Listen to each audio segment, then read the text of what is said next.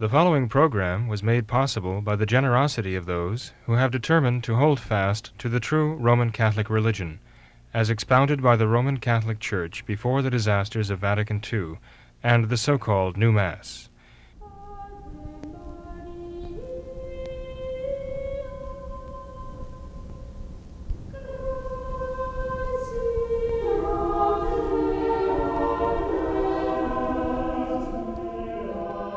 Hello and welcome to What Catholics Believe. I'm your host, Thomas Nagley. With me tonight is Father William Jenkins. He is a traditional Catholic priest and also a member of the Society of St. Pius V.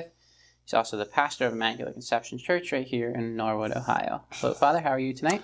Very fine, Tom. And yourself? Doing well. Thanks for being here. Absolutely. Thank God we both could be here. Yeah, absolutely. Father, we have a few emails I'd like to try and address tonight. The first one is a reply to our most recent program where we talked about Archbishop Viganò and his letter that he had written and Peter Kwasniewski's analysis of it.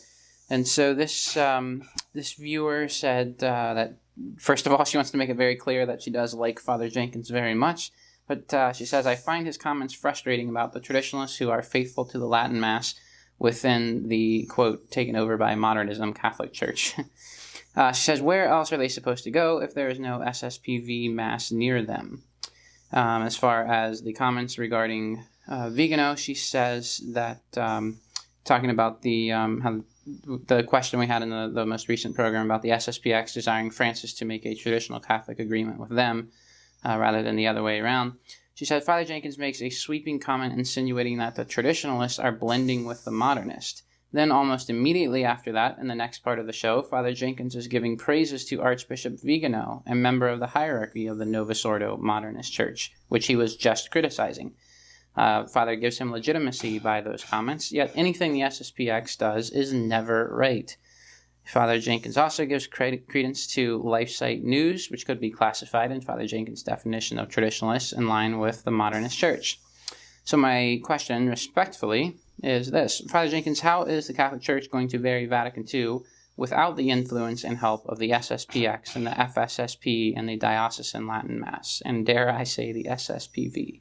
What's your response to that, Father? Well, I might actually answer with a question. How is the Catholic Church going to bury Vatican II if the SSPX and the FSSP continue to legitimize it and pretend that it's mostly good, right? And talk merely about fixing it, right? How are we going to lay Vatican II to rest once and for all if they continue to try to dress it up as though it's something Catholic, you know? And, you know, Archbishop Viganò is saying it's not Catholic and you can't Catholicize it because the modernists intended it to be a manifesto of theirs. And he's right about that. Now, sometimes people do ask the question, well, why praise, you know, conservative Novus Ordo bishops, some who are making critical comments about Vatican II, basically telling the truth, whereas we at the same time are criticizing, let's say, members of the Society of St. Pius X, clergy, even the bishops especially, perhaps, when they are making statements about trying to find a working arrangement with the Vatican as it is.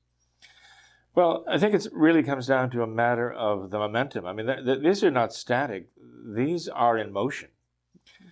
In other words, they're talking about their plans. They're talking about where they're heading, the direction they're heading in. If you have a traditional Catholic organization that, or purports to be a traditional Catholic organization, that begins more and more to open up to Vatican II, begins more and more to open up to the modernist authorities in the Vatican, and wanting a working relationship with them, on the one hand, and you have a Novus Ordo Archbishop who says that for 60 years he's been promoting Vatican II and working to implement it, and he realizes that this was a tragic mistake, and he realizes that Vatican II is not really Catholic, and it has to be rejected. Then I would say the trajectory of these two is quite in the opposite direction, right? And so, you know, you're saying that, well, you're heading in the wrong direction, the SSPX, right? And the Archbishop Viganò is heading in the right direction. Now, that doesn't mean that Pius X has arrived at their goal yet, which is a working arrangement with the Vatican so that they're under the big umbrella of the modernists, or Archbishop Viganò has arrived at his destination yet. But the fact is, they're heading in opposite directions here. And Archbishop Viganò is heading in the right direction, I believe, and SSPX is heading in the wrong direction, I believe. And I mean, the reason why I would be critical of the Society of St. Pius X and his leadership is not out of enmity or animosity towards them, it's out of concern for them. I mean, I think the Society of St. Pius X is needed. I don't want to see it suffer shipwreck. I do care about it and mostly the people who are in it, because they've got some great Catholic souls in the Society of St. Pius X and depending upon it. And so I think it's incumbent upon us to, issue a pretty, to kind of call out the warning when they see them heading toward the shoals and heading toward shipwreck. And I think they are. I think the current direction they're heading in is really shipwreck. You know who would say that even more insistently than I? It was Archbishop Lefebvre. Archbishop Lefebvre was trying to work out a working arrangement with the modernists in the Vatican throughout the 1980s. And in 1988, a protocol was produced which Monsignor Lefebvre signed. He assumed, he gave them the benefit of the doubt that they were dealing with him honestly. And he very soon found out that they weren't. And he repudiated the agreement because he said it was not executed in good faith, not by the Vatican. And he was warning over and over again throughout ever since that time. He was warning during the time, but especially after that it is impossible to deal with the modernists. We cannot enter into any accord with the Vatican as long as modernism prevails there. Only when they have come back into union with Catholic Rome, only after they have accepted the traditional doctrine of the Catholic faith, can we possibly enter into any agreement with them. He was absolutely adamant about that. And then, Bishop Fillet and Bishop Galarreta and others were totally on board with that, as long as the Archbishop was repeating that. And through the early 90s, they were still saying the same thing. This is a doctrinal matter. We cannot compromise on doctrinal matters. So it's not possible to leave aside the question of Catholic doctrine to look for some kind of a practical working arrangement. I mean, at the time, they would have even then recognized that that's the essence, again, of ecumenism. We don't have the same faith, but we can work out a practical agreement as though we're still operating in the same church. And that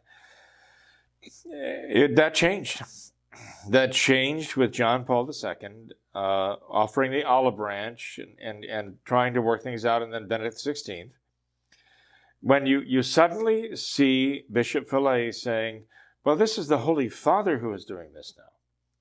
And very suddenly, he changed his tune, as it were, from saying, until the doctrinal issues are settled, there is no working relationship possible, to, well, let's work on this working relationship, okay? And we'll worry about the doctrinal issues afterwards. Tom, I tell you, when you read the statements that they made, and you see the dates and where they made them, and you read down the list, you suddenly come to this tremendous transformation. I can't call it a transition. It's not. It's a transformation where the story changed, the whole approach changed. No, we have to work for a practical relationship first, and then we'll worry about the doctrinal matters. Exactly the opposite of what Archbishop Lefebvre said had to be done.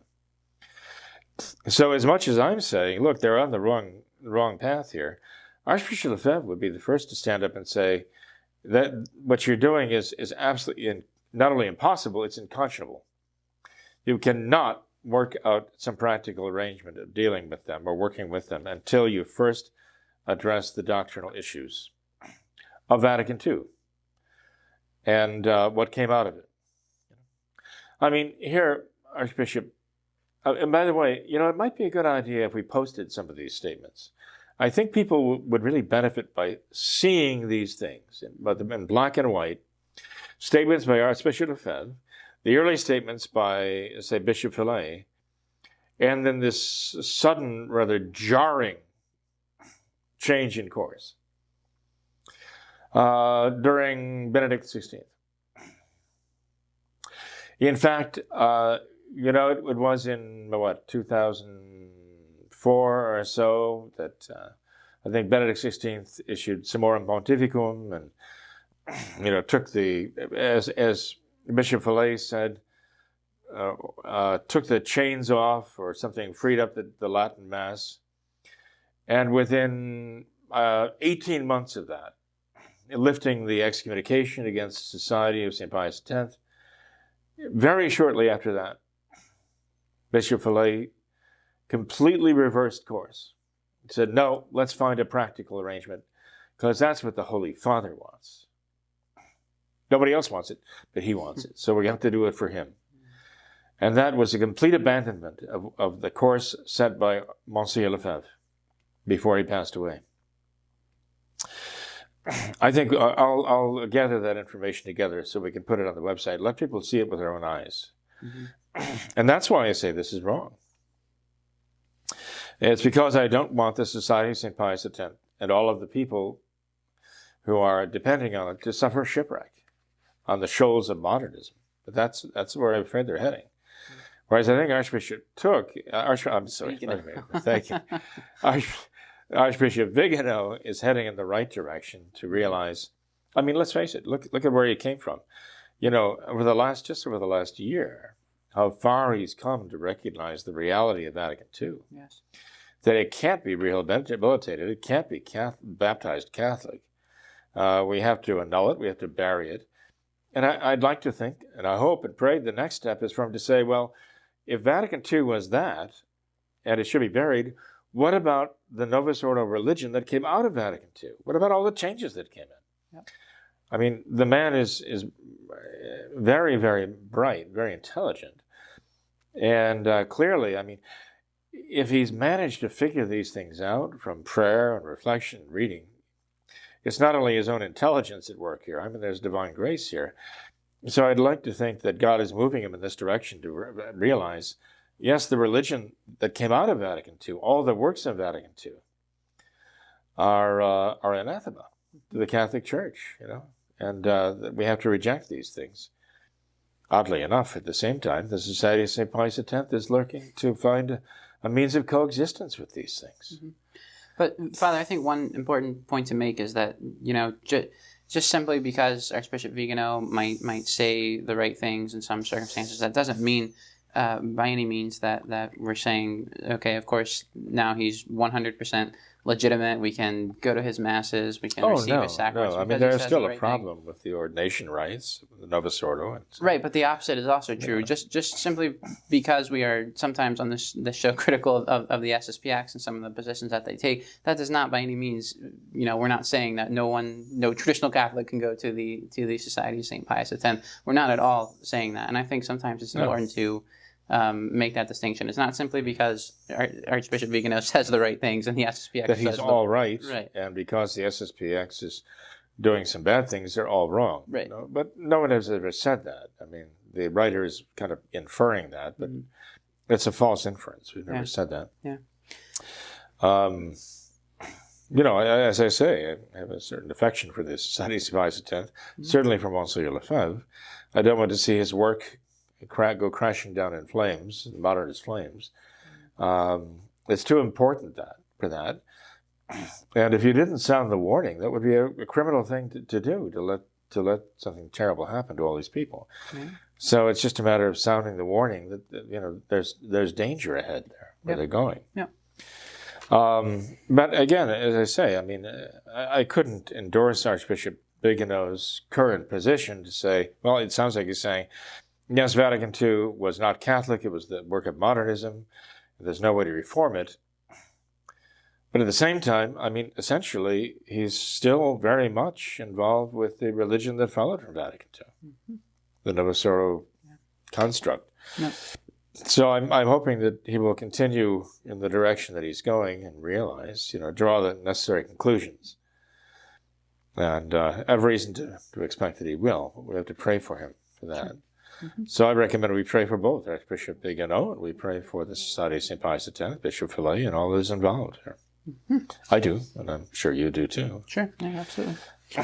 So, by the way, she actually, or the writer actually asked a question. Where else are they supposed to go if there is no SSPV Mass near them? Yeah. Okay, that's another question, But I mean, if they have a valid, truly traditional Mass, the true Roman rite of Mass to go to, being offered by a truly validly ordained traditional Catholic priest, not one of these who claims to be traditional but really isn't. Following those who consecrated non-Catholics as bishops, for example, I mean, that's totally illegitimate. That's not traditional. But if they have a truly traditional priest who is validly ordained as a truly traditional priest by a truly validly consecrated Catholic bishop, then they can go to that. And, the Society of St. Pius V has never claimed that we have a monopoly on holy orders. We've never said that. Yes. We just say that, well, look, the reason why I am with the Society of St. Pius V is because I see that they follow Catholic tradition and they don't deviate. And the reason why there are divisions among traditional Catholics is because while there are many people who are claiming to be traditional, many priests and even bishops claiming to be traditional, they're not following Catholic tradition. And the Society of St. Pius X at the moment is actually following an ecumenical course, dictated actually by modernist principles, to the idea that you can have a working relationship with modernists right now, even though you say, we don't have the same doctrine, so essentially we don't have the same faith, but we can still have a working relationship in the same church. I mean, this is the essence of modernism. That's admitting the core principle of modernism. You get one church with multiple different faiths, and then for multiple different religious practices involved. So multiple different religions. And this seems to be where the Society of St. Pius X is certainly implying very strongly by the course that they've set for themselves. And we have to say that's wrong. Right. But, the fact is, we've never said, despite the fact that we see other groups, going off in different directions and that are not traditional.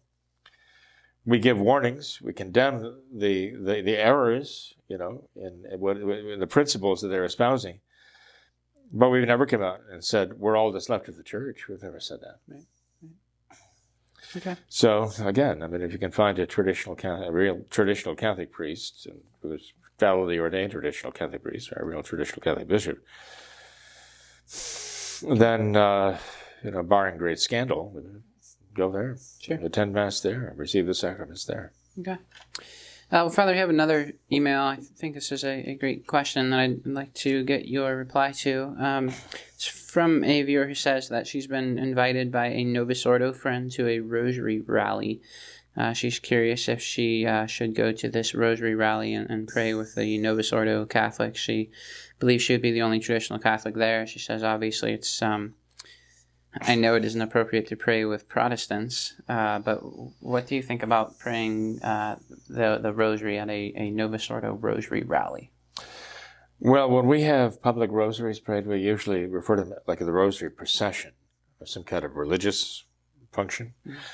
Rally indicates something either political or sportsy, So I think it conjures up all kinds of deals of speeches being given and people speechifying on political issues or whatever else, I don't know.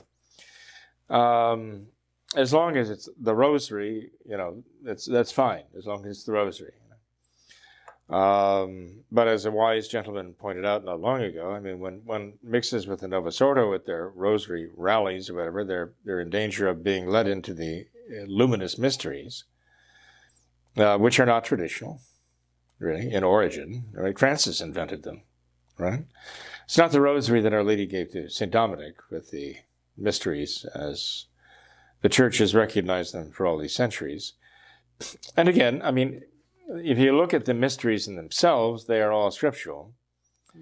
But if you look at the process of issuing them, you see that the Novus Ordo does these things in order to cement the idea that we can change these things. Nothing is fixed. We can change everything. Was that John Paul II? That was John Paul II, I believe. Okay. Yeah, I believe. Not Francis. Or was it Francis? I thought it was John Paul II. I'm sorry, now I've been thrown off here. It might have been Francis, actually. It probably was. I think it was Francis. But in any case, I mean, at Vatican II, they were looking to add the name of St. Joseph to the canon. Mm-hmm. And so the question became, well, are you against St. Joseph? Don't you love St. Joseph? Well, there are theological issues, and there were reasons why the name St. Joseph was not in the canon for all those hundreds and hundreds of years. Right. And but it came down to a simple matter of, well, we all love St. Joseph. Let's put his name in the canon. And of course, as soon as they got that his name in the canon, they went to work because they had an opening to go through. And now we can change everything. We can change one word after all these centuries. What is sacred? What can't be changed? And so one has to be careful when the modernists propose something that looks pious. To make it change, realize what they're up to. They're looking to put that thin end of the wedge in there and then drive it to break it apart. And the same with the luminous mysteries, If they can change that, what else can't they change, or can they change? So in any case, as far as joining in and praying the rosary, I don't see any problem with it myself. Unless it would, number one, pose a danger to the people who are going, that they're going to be kind of drawn into the Novus Ordo thinking, well, this isn't so bad. Or, secondly, that their presence there is a scandal to others who would say, oh, look, they're going to the Novus Ordo Rosary rally, so they must think it's okay, that the Novus Ordo is okay. That's not, they don't believe that, but my presence there could be interpreted that way. Mm-hmm. Other than that, I don't think it would be wrong to go to pray. What should a traditional Catholic do if they were to go to a rosary rally that they thought was going to be more traditional, and they begin praying the luminous mysteries? They should go off on their own and pray the traditional mysteries of the rosary. Okay. Yeah. Cool. All right. Then another email, Father. Is there a difference between soul and spirit? Why do they seem to be used as synonyms? Do we have both a soul and a spirit? Well, St. Paul's epistles sometimes speak as though they were distinct. But our spirit is our soul. Our soul and our spirit are the same in us, right? No, I mean, you can go into the philosophy of it, okay? And the philosopher might say, well, your soul is your spirit insofar as your spirit is united with your body. And so, then it ensouls the body and makes the body live. So we might say, classically speaking, that the spirit is technically the soul in terms of its union with the body. Without the body, it's pure spirit, but it's ordered to be united to the body anyway. I mean, even the saints in heaven are referred to by philosophers and theologians as incomplete substances, because we, by the nature God has given us, our souls, our spirits are designed to be united with bodies. And we are complete only when body and soul are together. That's why death is so hard. It's the forcible prying apart of the body and the soul, right? That's why death is so awful and is a punishment for sin. Because the body has to be recreated because it is the instrument of sin. It is more than the instrument of sin, it's the agent of sin, as the soul is, And the soul is recreated by grace, essentially. Well, not essentially, but it has to be reborn in grace. and the body has to return to the elements and be refashioned by God and reunited with the soul. And when we become complete again, as it were. But now, it's actually a fairly good question, because there are groups out there that are trying to say there's a real distinction in man between the body, the soul, and the spirit. Like the Gnostics. The Gnostics themselves make that distinction. For all I know, Mormons might too, because Mormonism actually draws from Gnosticism. Mormonism, in fact, draws from the Jewish Kabbalah, which is very much a Gnostic school of thought. Okay, all you have to do is read the text of the speech of John Smith, right? Joseph Smith. I'm sorry, I knew that didn't sound right. Joseph Smith, at the burial, the funeral for his friend King Follett, mm-hmm. Right? And there Joseph Smith was asked to give the funeral oration for his friend King Follett. He wasn't a king, that's his name, King Follett, Follett. And you start reading the speech that he gave. It was taken down by 4 men, all furiously writing away. It's considered to be part of almost like the canon of the Church of the Latter-day Saints, the Mormons. It's on their websites. And very soon, Joseph Smith is going actually through this idea, this whole interpretation of the book of Genesis according to the Jewish Kabbalah. Easily verified. Most people, I think, including many Mormons, I think if they started reading that, would get to that point and they'd say, hey, what's going on here? This doesn't sound right. And they're right. It wouldn't be right. That's Kabbalistic literature. That's not Christianity. But in any case, the Gnostics actually talk about our passage through this life, that we are each a spark of God, as it were a part of God. And you have people who kind of are at the lowest level, like the materialist. But then the next level above that, in the level of freeing oneself from this world, because this world, in their view, is a kind of prison where God has been imprisoned, meaning you and I, is the level of the soul. And these are the religious people. They're not the gross materialists who have no concept that they are divine. But the next level up is those who think of the soul, but they are involved in religion and religious practice, and they have a code of morality. They believe in churches and faith and so on.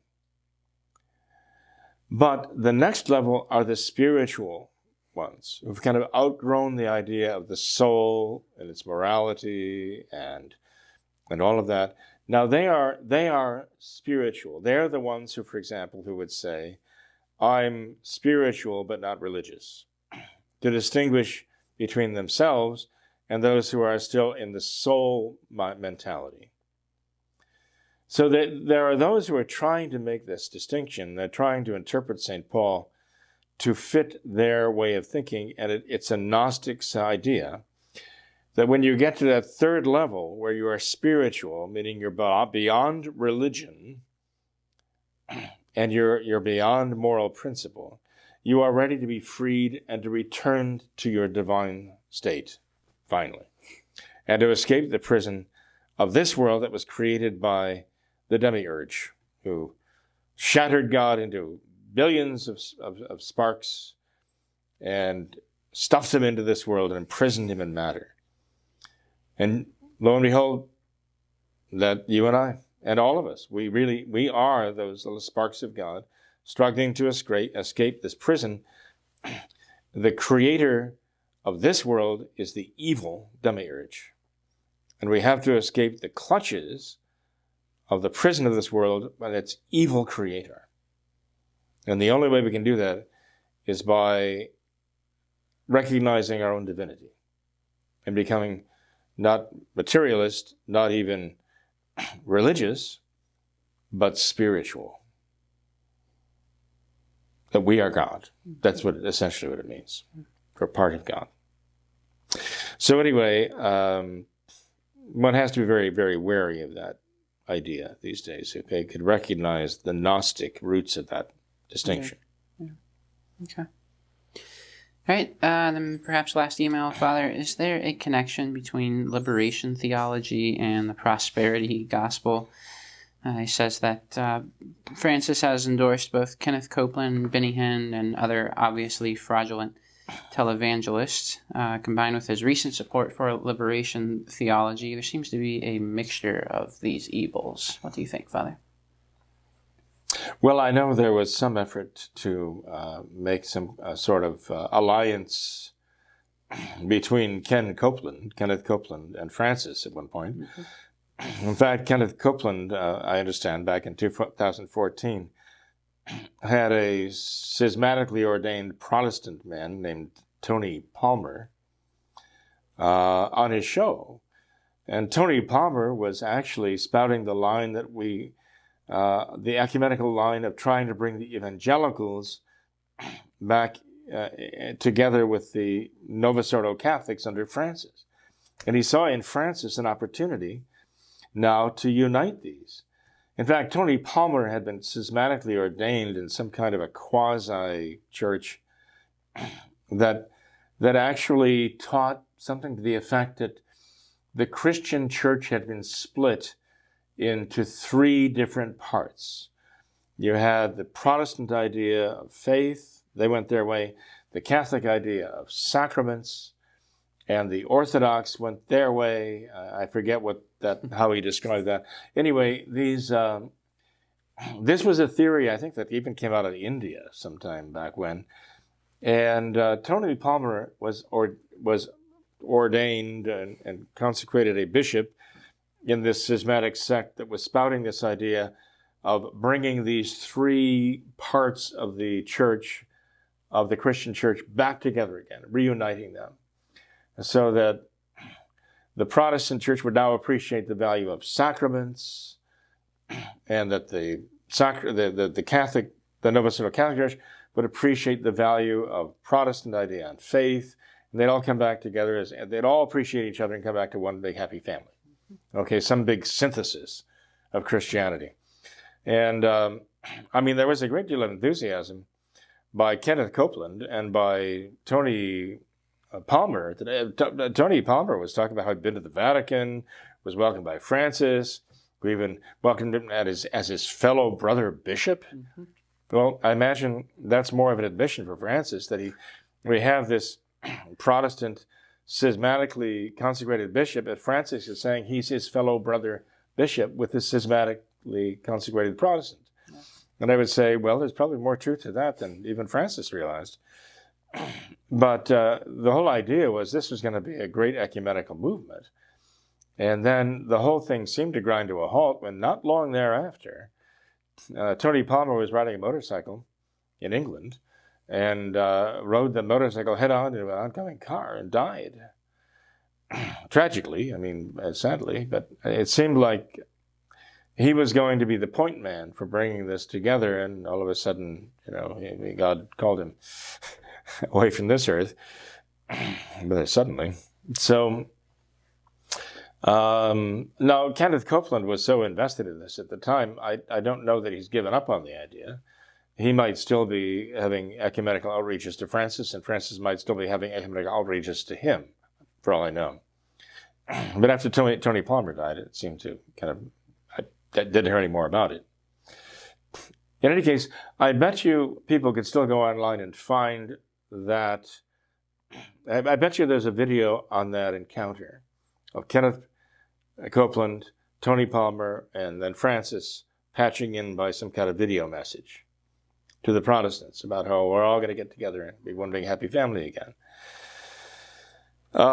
With regard to the strange marriage of these things, though, the question has to do with, well, on the one hand, you got Kenneth Copeland and his prosperity gospel, and Francis, on the other hand, who's talking about the poor and even the communists having the right idea because they favor the poor, and that's what the church is all about, right? That so in some ways the communists are more Catholic than the Catholics, the way Francis talked about it. And so how do you bring the prosperity gospel together with this socialist anti-capitalist message where Francis is condemning capitalism, right? He never comes out right and says socialism is good and the way to go, but he has come out and condemned capitalism. Yes. And doesn't the prosperity gospel promote capitalism, right? You think so? Making a profit? That's where you get prosperity, right? Well, you know, Tom, the way I would look at it is this. Francis is talking against capitalism, and at the same time, he's having these seminars and these get-togethers, these population get-togethers at the Academy of Sciences, the Pontifical Academy of Sciences. And who's he inviting there? He's inviting the movers and shakers in the population movement. Who's he very cozy with? He's actually cozy with billionaires. He's cozy with Soros. He's cozy with Gates. He's cozy with the Communist Party of China, which the story goes, and I think it's very credible, is pumping $2 billion into the Vatican coffers every year. He's cozy with all this going on. He's got all this going on with the Institute of Religious Works, the Institute of Pious Works, where they've got billions of dollars they're investing in various things, like this tenement, this building in London that they blew this money on, right? And even immoral movies, right? They're investing in these companies that are doing this. So Francis is very heavily invested in capitalist enterprise, and he's very, very chummy with very big name and high-moneyed capitalists who all share his social vision. So why would somebody who's a billionaire, who's made billions through capitalism, favor socialism? Because he's already got the money. And the socialists know that when socialism is imposed on societies, the billionaires, think they're going to be the ones who are actually in charge. I mean, it's easy to see why a politician like, what's her name, Alexandria Ocasio-Cortez, right? It's easy to see why someone like her would favor socialism. Socialism is where politicians control everything. And she's a politician. So she thinks she's going to be there, part of the government that is going to actually control everything in the society. And the whole society is going to be basically under the control of her and all of her socialist cronies, the politicians, and the bureaucrats they appoint. Of course, why would she be against socialism? The funny thing is you'd have very wealthy people who have made a lot of money through capitalism who would oppose socialism. And obviously, because they're not thinking in terms of, okay, we've got money, we've got the power now to impose socialism on the rest of mankind, and we will be their overlords. That's essentially what's going to happen when these politicians, their bureaucrats, and their money behind them impose socialism. They will be the overlords of humanity. They will be the one world government, as far as they're concerned.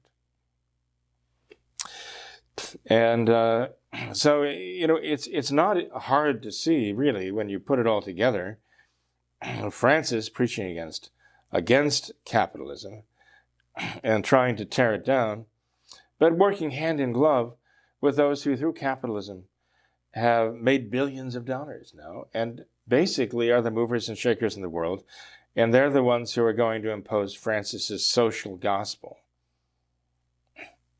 which is really socialism and which is really tyranny over all mankind. And we will be the cattle, we will be the slaves, and they will be the masters. I mean, look at Bill Gates, right? He says he's going to vaccinate all of mankind. No, who is he? Who is he to tell people, I'm making a vaccine that you're all going to take? Who is he to do that? Well, in his own mind, he's got billions of dollars and he has the power over not only the medical industry, but he's got the power over politicians in his mind to actually make it happen. And he is going to engineer the society of the whole world. He's engineering the new world. You heard, right, that this is a reset. This is the reset of the whole world's economy. That's what they're involved in right now. That's why they have to keep pushing this virus at all costs. They have to keep driving this virus forward as a battering ram for closing things down and keeping things closed down, and to force everyone to get their vaccine. They have to do that, they think. Because they're going for broke right now. They want to basically remake the new global society according to their own scheme and plan, what they say it should be. Nope, we're caught up in this, You probably watched the debates last night, I imagine, right? Just a little bit. Just a little bit? That's hard to stomach. Is that why you were feeling ill? Certainly didn't help. It didn't help, right? No. Yeah. Well, I had to shut it off at a certain point and just go and pray, go to the chapel and pray The best response. pray another rosary or two, just hoping that God would give the grace to have this somehow yield some good result. But it was most unfortunate. It was like a squabble, one big, rather embarrassing, mortifying squabble. And as much as I see President Trump representing more by his policies, of course, the Catholic view, obviously, I mean, they're, it's a more or less thing. It's not, you understand that. Yeah. More than Joseph Biden does, certainly.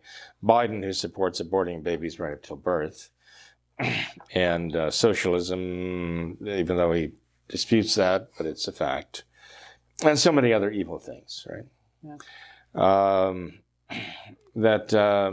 Still, I wish that President Trump would not have come out like he did at the primaries, as a brawler. I mean, it went over well with people then, that he came out with a certain passion and determination, and was willing to just state things, that he thought were true, and that there are people who could identify that. So yes, that is right. That's correct. That's I agree with him in that. He wasn't dancing around the issues and wasn't sugarcoating them in the primary. But he's not in the primary now. He's been president going on 4 years now, and I just wish he were more presidential and more statesman-like.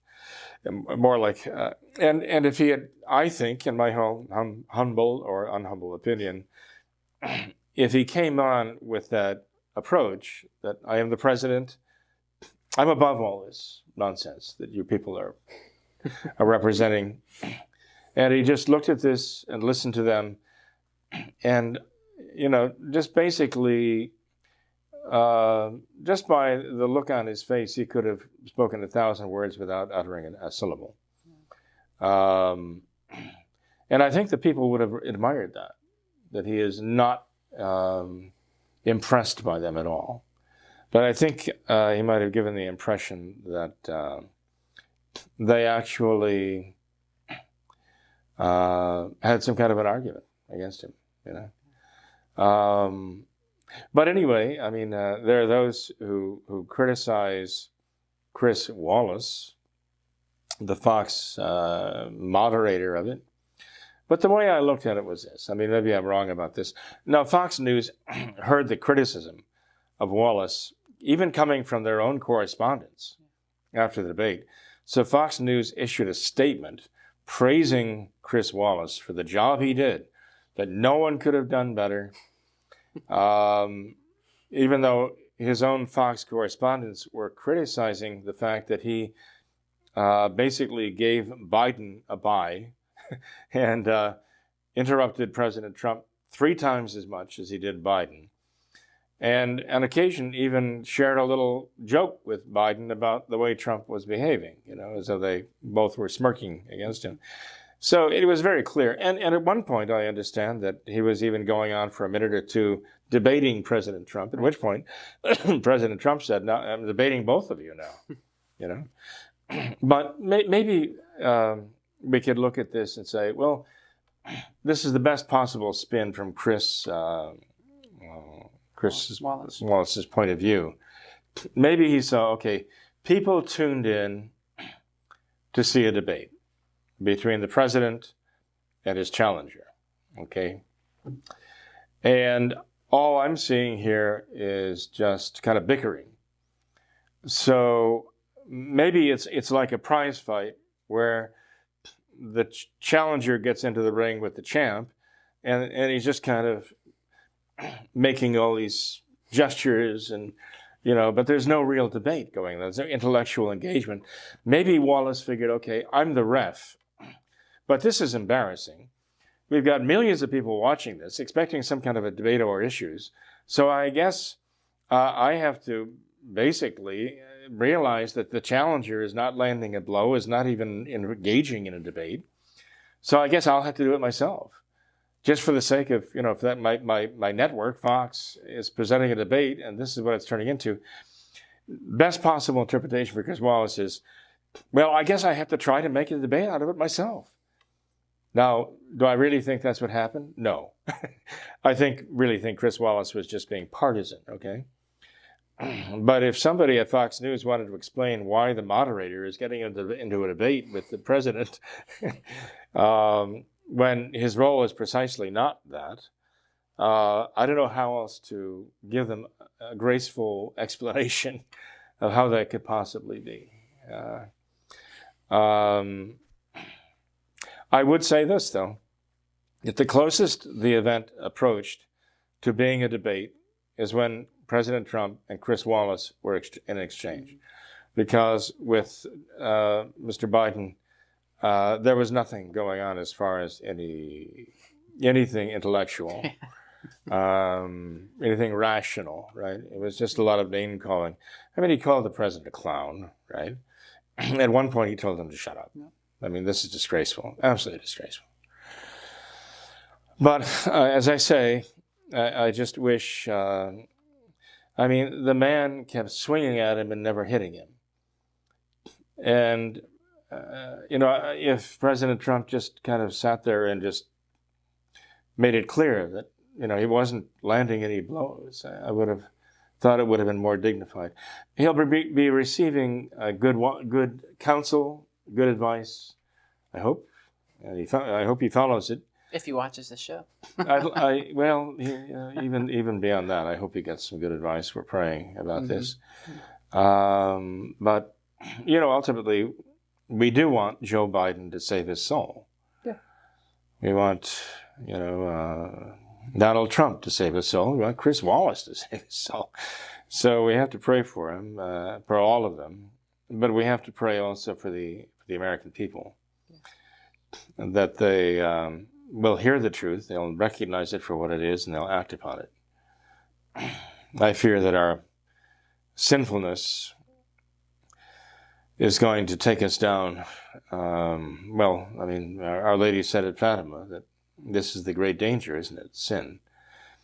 And we have to, in all humility, acknowledge that, come to God for forgiveness and seek his justification. And then hopefully, once we receive this justification from God through our Lord Jesus Christ because of our repentance, then God can sanctify our country. But right now, I think our country is in very grave need of justification from its sins, but it can't be justified from its sins without seeking that through a genuine repentance and a conversion. And that's what we have to pray for. The conversion of our country. Absolutely. To God. Yeah, that's fine. So as far as we traditional Catholics, we have to practice our faith and its integrity, the traditional Catholic faith, and not compromise with modernism or any of its forms, liberalism, progressivism, social, any of these things, we have to absolutely consider anathema, as it always has been in the eyes of the Catholic Church, in the eyes of God. And we have to practice our traditional Catholic faith in its integrity. So, absolutely. there you are. Father, thanks for being here tonight. Well, you're very welcome, Tom, certainly. So I guess the vice presidential debate is going to be October 7th, and then a week later, maybe, the presidential. So we'll see what goes. In the meantime, God help America. God help America. Absolutely. Wow. Well, thanks to all of our viewers for watching this episode of What the Catholics Believe. Until next time, we ask that you all remember the words of Our Lady of Fatima, to consecrate yourselves and your families to the Immaculate Heart of Mary, and to pray and do penance. Thank you, and God bless you.